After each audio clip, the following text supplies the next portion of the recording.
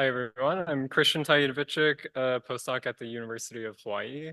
And although I'm new to this project, I'm glad that I won the ELS lottery to come and be here with you all in person.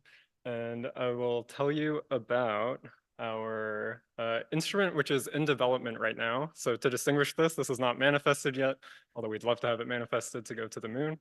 And this is a orbital mission called the Cosmic Ray Lunar Sounder, or CORLS. So we've heard a lot about the search for polar ice. Basically, as it stands, we don't see a whole lot of it at the surface in these permanently shadowed regions on the moon. And that's led some to hypothesize about there being more buried ice in the subsurface. And some models have shown that maybe you have some thick amounts of ice in the subsurface, and others have shown that if you do, then it would have been thinned out over geologic time. And what our instrument is able to do is to probe deeper into the subsurface below these permanently shadowed regions than previous techniques with kind of a unique observation strategy.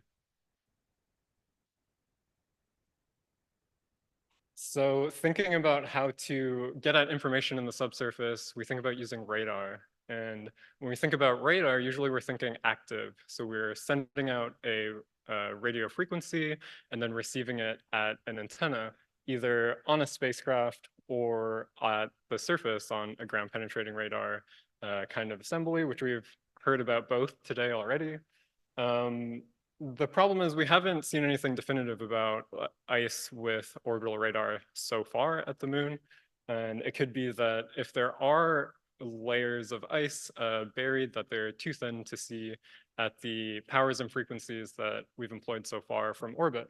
The challenge also with ground penetrating radar is we have to get a rover to a very challenging environment, a permanently shadowed region with difficult illumination and thermal conditions.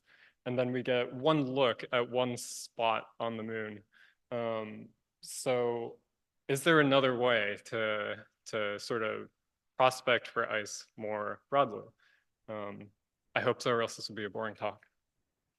So very quickly, the core of this CORLS idea is these ultra high energy cosmic rays, which are constantly hitting the lunar surface nearly isotropically at these energies.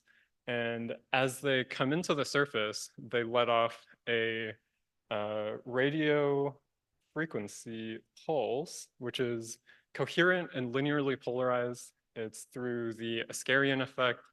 And this pulse acts as this coherent radio emitter, which is buried below the surface.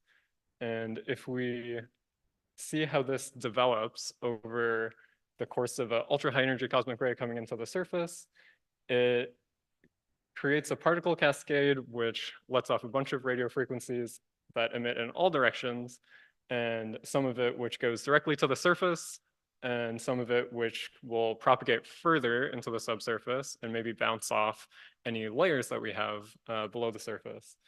Eventually, these waves make it out to orbit, and the idea behind CORLS is putting a passive detector in orbit to receive these radio waves to learn about buried ice layers or other layering in the lunar subsurface. So back to our comparison diagram here, our Cosmic Ray Lunar Sounder is a little unique in that it's just a passive detector at orbit. The signals that we expect to see from these cosmic ray events will come in waves. The first will be a direct signal directly from the cosmic ray, and then any layering in the subsurface will make it to the detector with a polarity flip, so we'll be able to identify it as a buried layer. And then the advantages of this technique are that we can put a detector in orbit and sense globally as cosmic rays are hitting all over on the surface over time. We can benefit from the fact that we don't need a very high-powered antenna in order to penetrate deeply into the lunar surface. And we have these cosmic rays basically acting as a buried antenna for us. So the signal propagates from within the subsurface and doesn't run into sort of surface reflection effects from orbital strategies or any sort of ground interface from a GPR. So this technique has been demonstrated in Earth-based balloon-borne flights in the Antarctic. The ANITA experiment took a similar detector into the stratosphere and was able to detect, this was 12 events with just ANITA 1 and then several more in the following 3 flights. And this just kind of shows you how we can map out the arrival of a ultra high energy cosmic ray, its energy, and then also the polarization of that ray tells us about the properties of the layer that it bounced off of. So in the Earth-based case, it's the Antarctic ice sheet. But for the moon, it's actually a really analogous situation where cosmic ray coming into Earth's atmosphere, going through 25 kilometers of atmosphere equates to about the same column density as the top 5 meters of regolith. So the upshot here is that the cosmic ray will let off a radio signal somewhere in the upper 5 meters, and then corals will be able to detect it from orbit. So if manifested on a 2-year mission, our Monte Carlo simulations show that we'd be able to detect at least 250 events of high enough energy to be detected from PSRs specifically. So this would give us information about whether there are these buried ice layers in the PSRs. And also, at least 3 of these events would come from the Cabeus permanently shattered region where L-Cross impacted. So we'd be able to follow up on that positive ice detection that we have from the moon and determine if maybe there's more ice buried below Cabeus, deeper depths than L-Cross was able to probe. We would also probe regolith depth broadly on the moon. So we'd get thousands of these ultra high energy cosmic ray events globally. And we could learn things about variations in regolith depth or subsurface layering, maybe cryptomaria, which are buried. And so this makes it a useful experiment, not just at the poles. So currently, Corals is funded under a NASA DALI proposal to raise its tech readiness level. If you think in terms of TRLs, we are targeting TRL 6 by early 2026, meaning we'll have demonstrated a prototype instrument in a relevant lunar environment. We've got the antennas built and we're starting to test them right now and strapping them into a full instrument suite. We also have a paper coming out soon. I don't have an exact date for that, but feel free to email me and I can keep you posted. So the Cosmic Ray Lunar Sounder would characterize subsurface ice deposits using radio emission caused by cosmic rays. It's a unique opportunity to probe for ice deeply and widely at the moon to try to characterize these large lunar ice deposits if they exist. So thank you so much, and thanks from the Corals team. Happy to take any questions.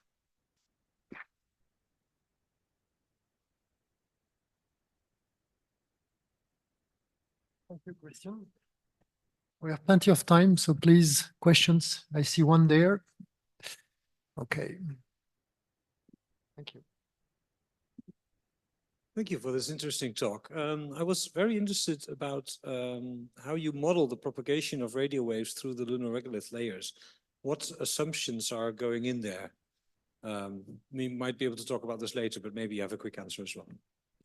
Sure, yeah. So the simulations I showed are done in XF. So it's a finite difference in time domain simulation. And we sort of set up that simulation with a density gradient in the regolith all the way down. And then we place a sort of like ice layer of different index of refraction, different properties, and then a bedrock layer, solid bedrock at the base. And so we have both sort of the increasing index of refraction with depth in the regolith, and then also some roughness on the regolith surface and on the interfaces of the layers also. So those are the XF simulations, and then there's other assumptions that we use for our Monte Carlo detection, but we can chat about it. I'd be happy to. One more.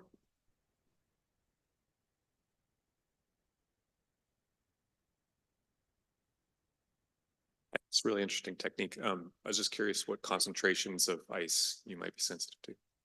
Sure. So at the high end, 100% would be great, obviously.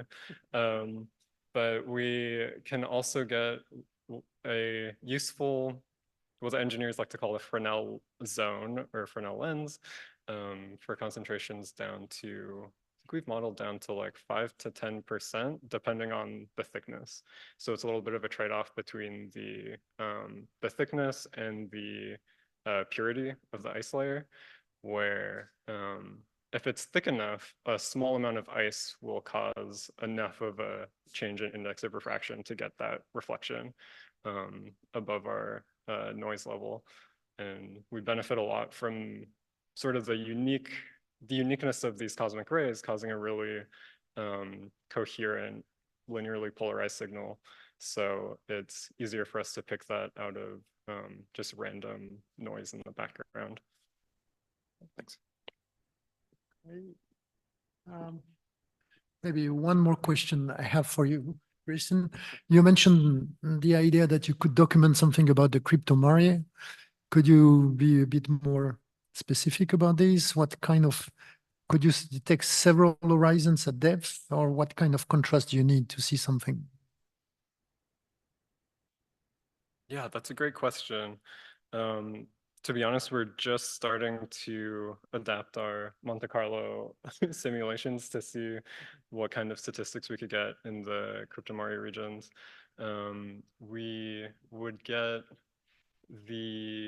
so the timing of the events is also a strength of this technique. When the direct event comes in and then a reflection happens, sort of the timing difference will tell us about the depth. So if we have established sort of a baseline regolith depth, we could make some assumptions and get depth to cryptomaria and maybe the thickness if our signal propagates deep enough. And that just kind of depends on the energy of the cosmic ray that came in. Okay, thank you. Thank you very much. Okay, got to move. So